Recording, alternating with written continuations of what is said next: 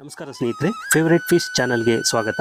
ನಾನು ನಿಮ್ಮ ಕುಮಾರಸ್ವಾಮಿ. ಸ್ನೇಹಿತರೆ, ಇವತ್ತಿನ ವಿಶೇಷ ಏನಪ್ಪ ಅಂತ ಹೇಳಿದ್ರೆ, ಶ್ರೀ ಕಂಬದ ಲಕ್ಷ್ಮೀ ನರಸಿಂಹಸ್ವಾಮಿ ದೇವಸ್ಥಾನ ಮುಚ್ಚವೀರಿನಲ್ಲಿ, ತುಮಕೂರು ಡಿಸ್ಟಿಕ್, ಗುಬ್ಬಿ ತಾಲೂಕು, ಆಗಲ್ವಾಡಿ ಹೋಬಳಿ, ಮಂಚಲದೊರೆ ಎಂಬ ಗ್ರಾಮದ ಪಕ್ಕದಲ್ಲಿ ಇದೆ.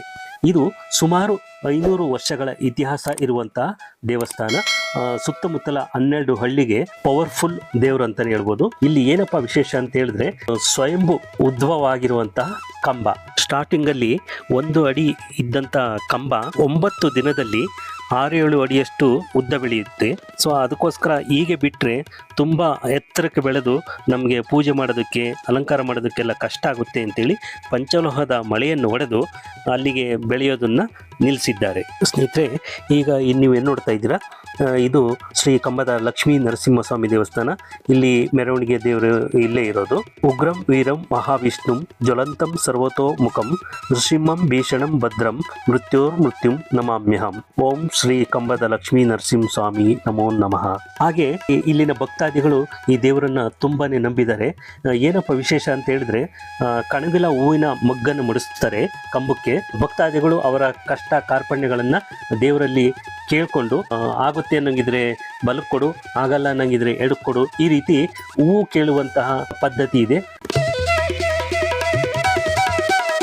ಇದು ನೋಡಿ ಸ್ನೇಹಿತರೆ, ಇದು ಭೂತಪ್ಪ ಅಂತ ಹೇಳ್ತಾರಲ್ವಾ, ಈ ಭೂತಪ್ಪಗಳು ಶ್ರೀಮತ್ ಪಯೋನಿಧಿ ನಿಕೇತನ ಚಕ್ರಪಾಣಿ ಭೋಗೀಂದ್ರ ಭೋಗಮಣಿ ರಾಜಿತ ಪುಣ್ಯಮೂರ್ತಿ ಯೋಗೀಶ ಶಾಶ್ವತ ಶರಣ್ಯ ಭವಾಬ್ಧಿಪೋತ ಲಕ್ಷ್ಮೀ ನೃಸಿಂಹ ಮಮ ದೇಹಿ ಕರಾವಲಂಬಂ.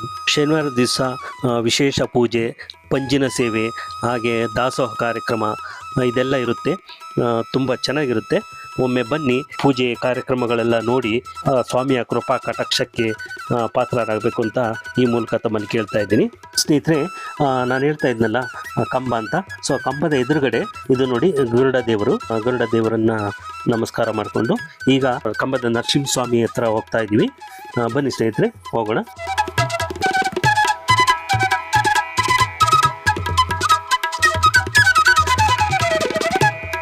ನೋಡಿ ಸ್ನೇಹಿತರೆ, ಇದೇ ಕಂಬದ ಲಕ್ಷ್ಮೀ ನರಸಿಂಹಸ್ವಾಮಿ. ಉಗ್ರಂ ವೀರಂ ಮಹಾವಿಷ್ಣುಂ ಜ್ವಲಂತಂ ಸರ್ವತೋಮುಖಂ ನೃಸಿಂಹಂ ಭೀಷಣಂ ಭದ್ರಂ ಮೃತ್ಯುಂ ನಮಾಮ್ಯಹಂ. ಓಂ ಶ್ರೀ ಕಂಬದ ಲಕ್ಷ್ಮೀ ನರಸಿಂಹಸ್ವಾಮಿ ನಮೋ ನಮಃ.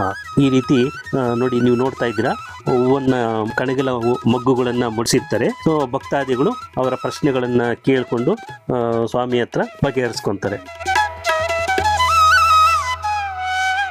ಹಾಗೆ ಸ್ನೇಹಿತರೆ, ನೀವೇನಾದರೂ ನಮ್ಮ ಚಾನಲ್ನ ಹೊಸದಾಗಿ ನೋಡ್ತಾ ಇದ್ದರೆ ಸಬ್ಸ್ಕ್ರೈಬ್ ಮಾಡಿ, ಲೈಕ್ ಮಾಡಿ, ಕಾಮೆಂಟ್ ಮಾಡಿ, ಶೇರ್ ಮಾಡಿ. ಸ್ವಾಮಿಯ ಕೃಪಾ ಕಟಾಕ್ಷಕ್ಕೆ ಪಾತ್ರರಾಗಿ ಸ್ನೇಹಿತರೆ.